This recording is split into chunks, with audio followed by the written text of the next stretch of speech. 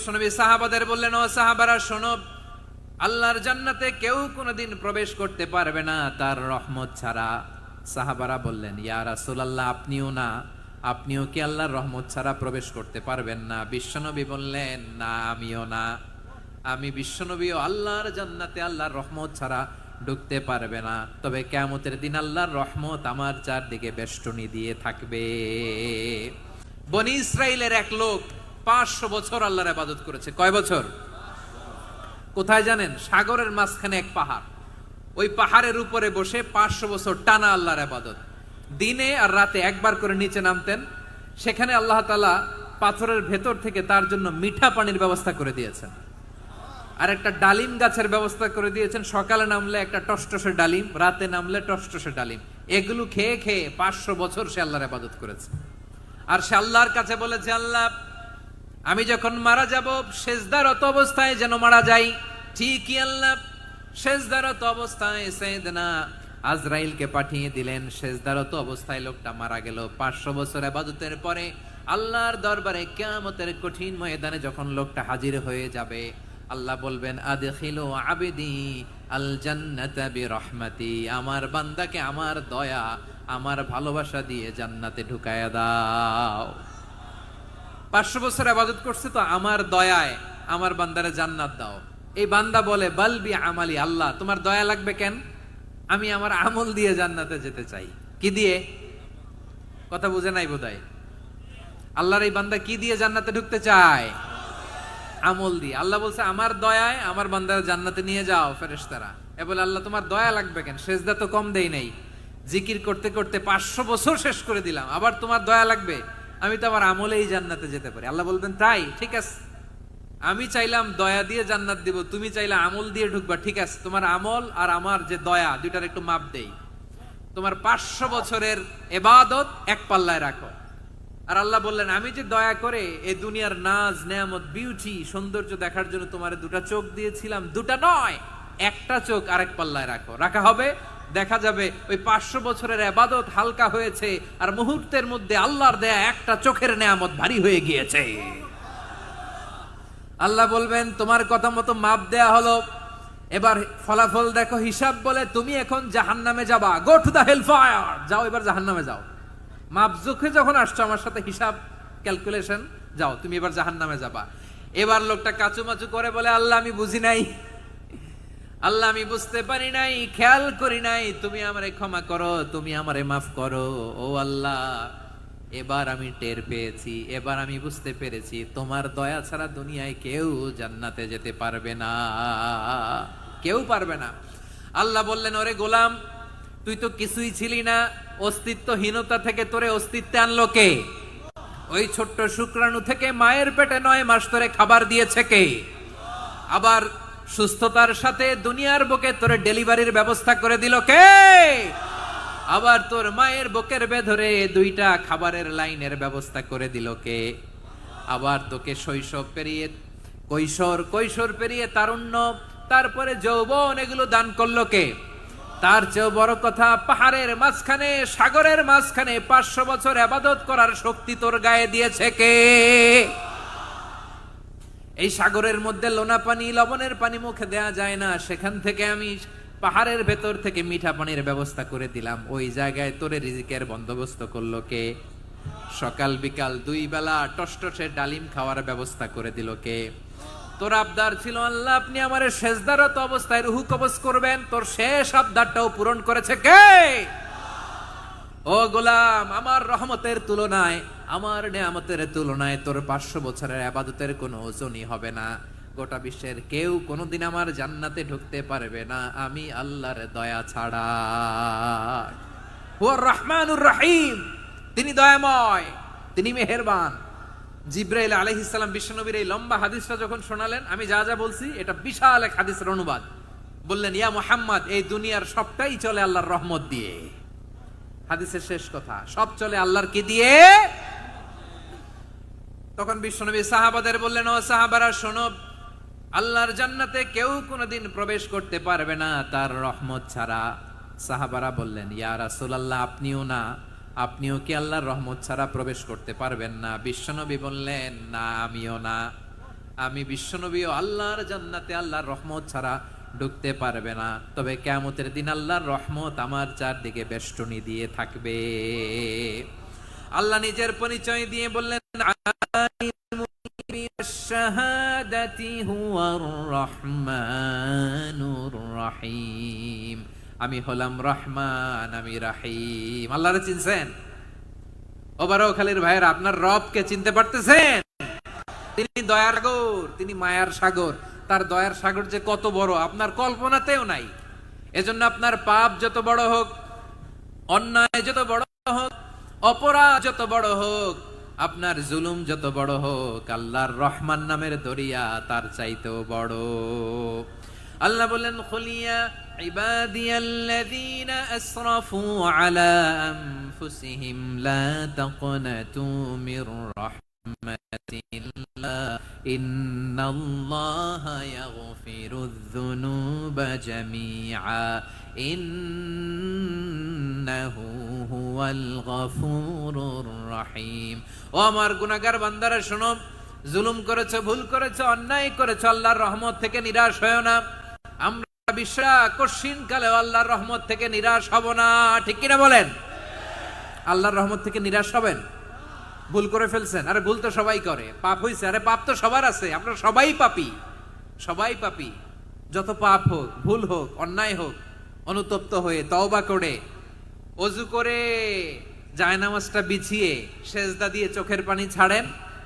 চোখের বেয়ে পড়া পানি আল্লাহর কাছে যে কত প্রিয়। অনুতপ্ত বান্দার চোখের পানির ফোঁটা তার চোখ বেয়ে, নাকের ডগা বেয়ে ড্রপ আগেই আল্লাহর ওই বান্দা সব গুনাহ মাফ করে দেয়।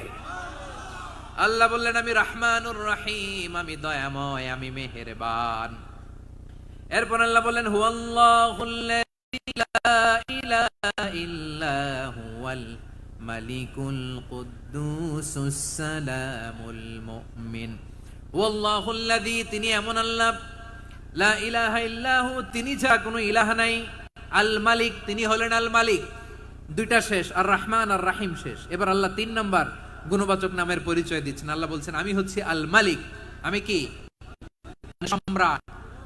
আল মালিক মানে হচ্ছে the king, the king of kings, সব রাজার বড় রাজা, মহারাজা। তার চেয়ে বড় রাজা আর কেউ নাই, তার চেয়ে বড় সম্রাট আর কেউ নাই, তার চেয়ে বড় ক্ষমতাধর সত্তা মহাবিশ্বের নাই। চিৎকার করেন কিরা? তিনি আল মালিক। আল মালিক মানে ক্ষমতাধর, ক্ষমতার মালিক, রাজা ধীরাজ বাদশাহ। তার ক্ষমতা আর আমাদের ক্ষমতা একরকম নাকি? হ্যাঁ, আমাদের দুনিয়াতে ক্ষমতা অস্থায়ী ক্ষমতা, বলেন আইজ আছে কাল নাই, এরকম না ক্ষমতা? আল্লাহর ক্ষমতাও তো এরকম, আইজ আছে কাল নাই এরকম। দুনিয়াতে দেখবেন কোন দেশের প্রেসিডেন্টের 4 বছরের ক্ষমতার মেয়াদ, কোন দেশে 5 বছরের। আল্লাহর কয় বছরের? 10 বছরের নাকি 20 বছর, 100 বছর। আল্লাহর ক্ষমতার মেয়াদ কতদিন বলেন? বুঝে থাকলে বলেন তো। চিরকাল তার ক্ষমতার মেয়াদ। চিল্লায় বলেন ঠিক কিনা? নিরঙ্কুশ ক্ষমতা, একচ্ছত্র ক্ষমতা বলতে বোঝায় এই ক্ষমতা একমাত্র আল্লাহরই আছে। আমাদের ক্ষমতার জন্য আমরা ডিপেন্ড করতে হয়, ওর ডিপেন্ড লাগে, ওই জনমত নেওয়া লাগে, ওই জনগণের কাছে যাওয়া লাগে, ভোট চাওয়া লাগে। এরা ভোট দিলে এরপরে আমরা আসবো, ঠিক কিনা? আবার জনগণ না চাইলে আমরা নাই। আল্লাহর ক্ষমতা কি এরকম? হ্যাঁ। আবার দেখবেন দুনিয়াতে ক্ষমতায় যাওয়ার জন্য জোট করা লাগে, জোট। জোটের রাজনীতি আছে না নাই? জোট হয়, শরিক হয়, এই হয়, সেই হয়, নানা ভাবে দুনিয়াতে ক্ষমতায় আসতে হয়। আল্লাহ বলে, আমার ক্ষমতার জন্য কারো উপর বিন্দু পরিমাণ আমার ডিপেন্ড করা লাগে না। সৃষ্টি শুরু থেকে আমি ক্ষমতার চেয়ারে বসা, মহাবিশ্বের শেষ পর্যন্ত, সীমাহীন ভবিষ্যৎ পর্যন্ত আমি ক্ষমতার চেয়ারে থাকবো। আমি হলাম আল মালিক। আমার ক্ষমতার কোনো কমতি নাই, কোনো ঘাটতি নাই। কেউ আমার ক্ষমতা থেকে নামাতে পারবে না। পারা যাবে? এই যে আমরা ফ্যাসিস্ট সরকারের যে আপনারা নামাই দিছেন গণ অভ্যুত্থান করে, মনে আছে? 5ই আগস্টের কথা ভুলে গেছেন এত তাড়াতাড়ি? মনে আছে? আছে। তা আমরা সবাই মিলে যদি একটা গণ অভ্যুত্থান করি, তাইলেই তো আল্লাহর ক্ষমতার চেয়ার থেকে নামায় ফেলানো যায়।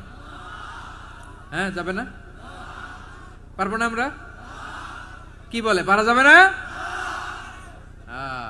আচ্ছা, আমরা না হয় পারলাম না, জিন জাতি যদি আমাদের সাথে জয়েন করে, ম্যানকাইন্ডের সাথে জিনকাইন্ড, ইফ দে জয়েন আস, সবাই মিলে একটা গণ অভ্যুত্থান, রেভলিউশন, ডেমনস্ট্রেশন, প্রোটেস্ট, সবাই মিলে যদি একটা অভ্যুত্থান করি তাইলেই তো আল্লাহর ক্ষমতা শেষ। আওয়াজ করে বলেন, তাইলেই কি আল্লাহর ক্ষমতা শেষ হবে? এই যে বারুয়াখালীর ভাইয়েরা, এদিকে কি হচ্ছে আমি তো দেখতে পাচ্ছি, এরকম হলো কেন? তোমরা খালি বোতল ছুড়লা কেন দুই একজনের উপরে? হ্যাঁ, আমার দিকে তাকাও। প্রিয় ভাইয়েরা, শান্ত হন, আমার দিকে তাকান, আর অল্প কয়েক মিনিট আমার দিকে তাকান। কেউ কিছু ছুঁড়ে মারবেন না কারো দিকে, মেহরবানি করে আমার দিকে তাকান। তাহলে আমরা সবাই মিলে একটা গণ অভ্যুত্থান যদি করি, আল্লাহর ক্ষমতা থেকে নামানো যাবে? আল্লাহ বলেন না, আমি হলাম আল মালিক, আসল ক্ষমতার মালিক, the king of kings, the owner of ultimate power, the owner of ultimate authority, the owner of ultimate sovereignty. নিরঙ্কুশ একচ্ছত্র ক্ষমতার মালিক হচ্ছি আমি আল্লাহ। আল্লাহ তাআলা সূরা মুলকের শুরুতে বলছেন, তাবারাকাল্লাযী বিয়াদিহিল মুলকু ওয়া হুয়া আলা কুল্লি শাইইন কাদির। মহিমান্বিত সত্তা, যার হাতে ক্ষমতা, তিনি যা চান তাই করতে পারেন। আওয়াজ করে বলেন তো তিনি কে?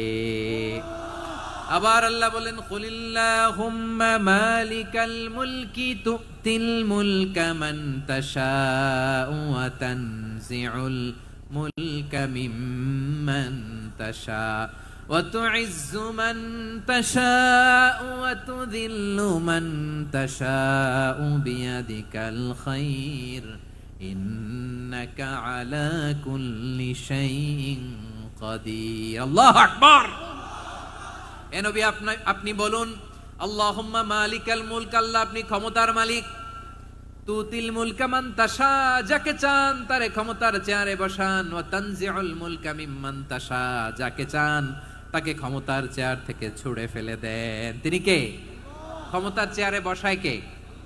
আবার মনে চাইলে আস্থা করে ছুঁড়ে নিক্ষেপ করেন, তিনি কে?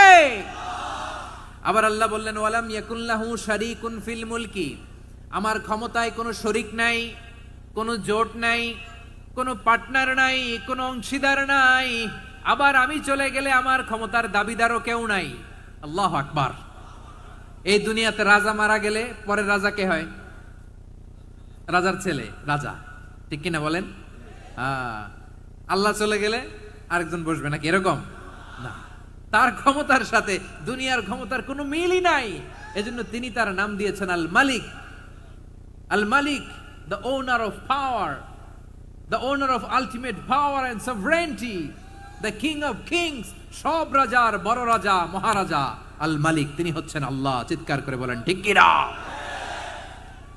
তিনি আসল ক্ষমতার অধিকারী। দুনিয়াতে যে আমরা ক্ষমতা নিয়ে কামড়াকামড়ি করি, মারামারি করি, কিয়ামতের দিন আল্লাহ জিজ্ঞেস করবেন, কই তোদের ক্ষমতা আজকে বল। কিয়ামতের সময় সব মানুষগুলো যখন ইন্তেকাল করবে, সব জিনেরা যখন ইন্তেকাল করবে, সব ফেরেশতারা যখন ইন্তেকাল করবে, বাকি থাকবে মালাকুল মাউত। মালাকুল মাউত এসে বলবে, আল্লাহ আপনার কথা মতো সবাই শেষ, মানুষগুলো নাই, জিনগুলো নাই, আমার সতীর্থ ফেরেশতাগুলো নাই, মহাবিশ্বে আর কেউ নাই। আল্লাহ বলে, এখন কে আছে? মালাকুল মাউত বলবে, আল্লাহ তুমি আছো আর আমি। তুমি তো আল হাইয়্যু আল কাইয়্যুম, অবিনশ্বর, শাশ্বত, চিরঞ্জীব, কোনদিন মরবা না, তুমি আছো আর তোমার গোলাম আমি আছি আজরাইল। মহাবিশ্বে কয়জন আছে মাত্র? জোরে বলেন। এক হচ্ছেন আর হচ্ছে মালাকুল মাউত। আল্লাহ তুমি আছো আমি আছি। আল্লাহ বলবে, ঠিক আছে, এবার তোমার মরণের পালা, মুত ইয়া মালাকাল মাউত, হে মৃত্যুর ফেরেশতা তুমি মরো। মালাকুল মাউত আল্লাহর আদেশ বাস্তবায়ন করতে যে বিকট একটা চিৎকার দিয়ে মৃত্যুবরণ করবে। ওই চিৎকার দুনিয়ার মানুষেরা, চিৎকারের আওয়াজ যদি দুনিয়ার মানুষেরা শুনতে পেত, দুনিয়ার মানুষের প্রত্যেকের কানের পর্দা ফেটে মুহূর্তের মধ্যে সব লাশ হয়ে জমিনে পড়ে রইত। ভয়ঙ্কর চিৎকার দিয়ে মালাকুল মাউত বিদায় নিবে, কেউ নাই। এবার বলেন তো, মহাবিশ্বে মহাশূন্য, কেউ নাই, উপরে নিচে সামনে পেছনে ডানে বায়ে কোন সত্তা, কোন জীবিত সত্তা আর আছে? একজন ছাড়া, তিনি কে? কুল্লু মান আলাইহা ফানি ওয়া ইয়াবকা ওয়াজহু রাব্বিকা যুল জালালি ওয়াল ইকরাম। পড়েন, ফাবিআইয়ি আলাই রাব্বিকুমা তুকাযযিবান। কেউ থাকবে না, একজন ছাড়া, একজন ছাড়া। এই ড্রোন দেখে হাত নাড়ালে হবে? আমার দিকে তাকাইতে হবে, কথা শুনতে হবে। মহাবিশ্বে কেউ নাই, একজন সত্তা ছাড়া। আওয়াজ করে বলেন তিনি কে? এবার আল্লাহ ডেকে বলবেন লিমানিল মুলকুল ইয়াউম, লিমানিল মুলকুল ইয়াউম, ক্ষমতা কার? Who belongs the kingdom today, who belongs the power authority today, who belongs the sovereignty today. আজকে ক্ষমতা কার? দুনিয়াতে ক্ষমতা নিয়ে এত কামড়াকামড়ি, দুনিয়াতে চেয়ার নিয়ে এত মারামারি, এত অত্যাচার, এত রক্তপাত, এত ব্লাডশেড। আজকে বলো তো ক্ষমতা কার? কার ক্ষমতা? মহাশূন্যে কোনো আওয়াজ নাই, শুধু আমার রবই বলবেন লিমানিল মুলকুল ইয়াউম, আজকে ক্ষমতা কার? কোনো আওয়াজ নাই, উত্তর দেওয়ার মতো জীবিত কোনো সত্তা নাই, ফলে কেউ উত্তর দিতে পারবে না। আল্লাহ নিজেই প্রশ্নের উত্তর দিয়ে বলবেন লিল্লাহিল ওয়াহিদিল কাহ্হার, একচ্ছত্র অধিপতি, ক্ষমতার মালিক আল্লাহ ছাড়া কারোর জন্য কোনো ক্ষমতা নাই। চিল্লায় বলেন ঠিক কি না? তাহলে আর রহমান আর রাহিমের পরে আমরা জানলাম আমার আল্লাহর আরেকটা সুন্দর গুণবাচক নাম হচ্ছে আল মালিক। কি নাম? আল মালিক মানে দ্য কিং, রাজাধিরাজ, সব রাজার বড় রাজা, মহারাজা। এরপরে 4 নম্বরে আল্লাহ বললেন আল কুদ্দুস, তিনি হলেন আল কুদ্দুস। আল কুদ্দুস মানে হচ্ছে অতি পবিত্র, মহাপবিত্র, the most holy, the absolutely pure, যার কোনো খুঁত নাই। আল্লাহর কোনো খুঁত আছে? তিনি মহাপবিত্র। আল্লাহর পবিত্রতা যখন আমরা বর্ণনা করি আল্লাহ খুশি হয়ে যান, কারণ তার সত্তার একটা বৈশিষ্ট্য হচ্ছে তিনি আল কুদ্দুস। বারোয়াখালীবাসী আল্লাহর নামটা একটু জপেন না, বলেন আল কুদ্দুস, সবাই আওয়াজ করে আল কুদ্দুস।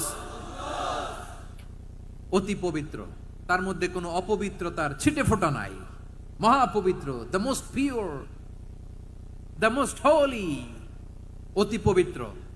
ফেরেশতারা বলেছিল আল্লাহ আপনি মানুষ কেন বানাবেন? নাহনু নুসাব্বিহু বিহামদিকা ওয়া নুকদ্দিসু লাক। এই যে নুকদ্দিসু কুদ্দুস পাইছেন? তারা বলেছিল আল্লাহ মানুষ কেন বানাবেন? মারামারি করবে, আমরাই তো ভালো, আমরাই আপনার মহিমা বর্ণনা করি, আমরাই আপনার পবিত্রতা বর্ণনা করি। নুকদ্দিসু লাক তার মানে আল কুদ্দুস।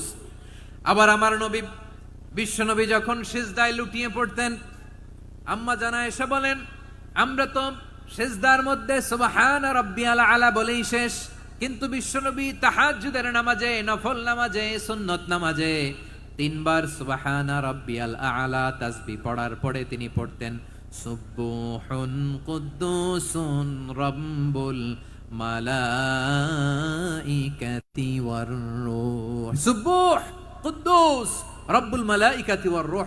সিজদায় লুটিয়ে পড়ে বিশ্বনবী এই দোয়াটা পড়তেন। নফল নামাজে, সুন্নাত নামাজে কিংবা তাহাজ্জুদের নামাজে সুবহান রাব্বিয়াল আলার পরে কি পড়তেন? সুবহুন। আওয়াজ করে বলেন সুবহুন কুদ্দুসুন রব্বুল মালাইকাতি ওয়ার রূহ। মানে আল্লাহ আপনি প্রশংসিত, আল্লাহ আপনি অতি পবিত্র, আপনি সব ফেরেশতা কুলের রব, ফেরেশতাদের সরদার জিব্রাইলের রব। সুবহানাল্লাহ। আজকে থেকে পড়বেন সিজদায়? হ্যাঁ, বারোখালীবাসী পড়বেন নাকি? হুজুর নামাজে তো পড়ি না। হ্যাঁ, এরকম নফল নামাজে, তাহাজ্জুদের নামাজে, সুন্নত নামাজে সিজদার যে তাসবিহ সুবহান রাব্বিয়াল আলা 3 বার পড়ার পরে আমার ভাইরা, মহিলা প্যান্ডেলে আমার যে মায়েরা বোনেরা আছে, আজকে তো রেকর্ড হয়ে যাবে, কালকেই ভিডিও পেয়ে যাবেন। 3 বার সুবহান রাব্বিয়াল আলা পড়ার পরে পড়বেন সুবহুন কুদ্দুসুন রব্বুল মালাইকাতি ওয়ার রূহ। পড়বেন তো ইনশাআল্লাহ?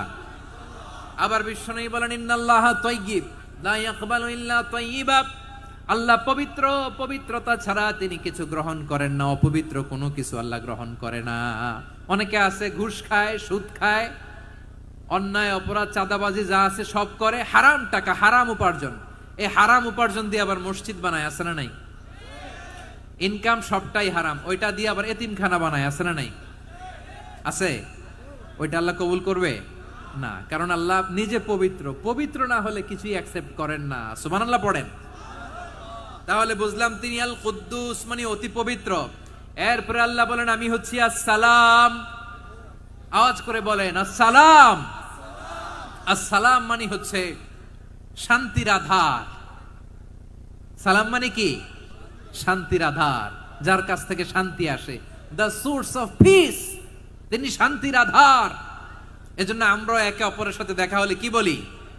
সালাম। কি বলি? সালাম সালাম হাজার সালাম, সকল শহীদ স্মরণে আমার হৃদয় রেখে যেতে চাই তাদের স্মৃতির চরণে। সবাই বলেন সালাম সালাম হাজার সালাম, সকল শহীদ স্মরণে আমার হৃদয় রেখে যেতে চাই তাদের স্মৃতির চরণে। পড়েন আমিন।